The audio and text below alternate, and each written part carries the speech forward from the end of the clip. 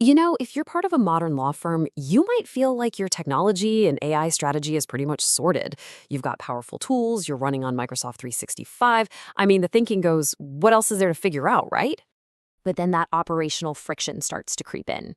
Things feel a little slow, or information gets misplaced between teams. And the first reaction is often to ask this question: do we just need another tool?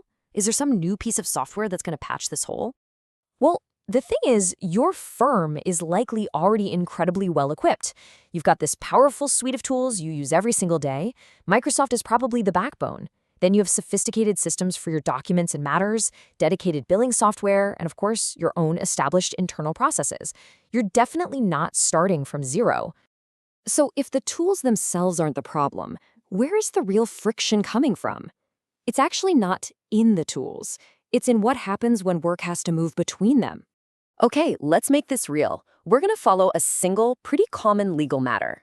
Let's imagine a firm. We'll call them Ashford Vale Lawyers, and they're handling a standard lease review for a client, Harborfront Property Group. It's just one matter, but as you're about to see, it has to travel through a whole bunch of different systems. So the whole journey kicks off with an email. That's step one. Then someone has to manually copy that information over to set up the matter in the management system. A draft gets created in the document system, then it's sent back out via email for approval. If you need a status update, you're digging through that email thread. And then finally, all the key data has to be manually re-entered into the billing system. It's a journey that's really just defined by one manual handoff after another. And here, you can see those specific points of friction. They happen between the tools. It's in that gap between intake and getting the matter set up right. It's between finishing a draft and actually getting it approved. And it's especially obvious between tracking the work and billing for it. The hard truth is, these systems just weren't built to talk to each other. This really gets to the heart of it all. The problem isn't your document system, it's not your email. The problem is the space between them. That's where work gets dropped, re-entered, and slowed down. So, to solve this, we need to introduce a really key distinction, one that reframes this entire conversation. And that's the difference between productivity and orchestration. On one side, you've got productivity. Now, this is all about working faster inside a single tool. Think using AI to help draft a document or summarize an email. It's super useful and it helps an individual person be way more efficient. But on the other side, you have orchestration. This isn't about one tool, it's about the entire flow of work across all of your systems. Its focus isn't just on helping one person, but on helping the entire matter move forward cleanly from start to finish.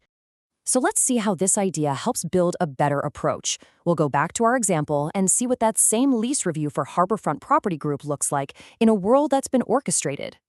And it's a completely different picture. The intake information, it's captured just one time, right at the very beginning. From there, that core data automatically flows into the matter and document systems. No more re-entry. Approvals are automatically routed to the right person at exactly the right time. And billing is connected to the matter flow from the get-go.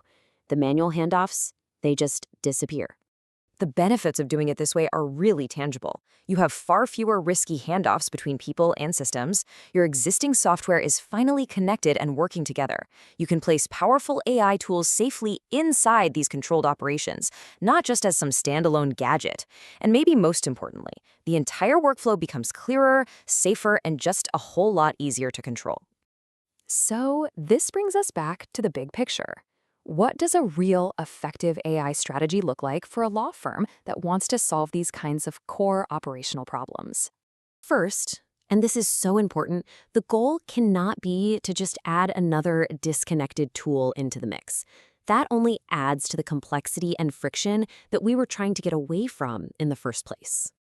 Instead, the real strategic aim is to create a better, more efficient, and more governed flow across the essential legal work your firm is already doing, using the tools you already have and trust.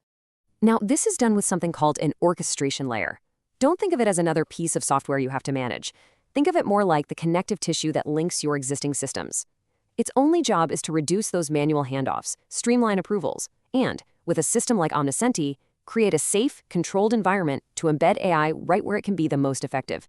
So ultimately, having productivity AI inside your familiar tools is useful. Of course it is. But it is not a complete strategy. The real legal AI strategy isn't just about helping individuals work faster. It is about orchestration. intelligently and safely managing the flow of legal work across all of your people and all of your systems.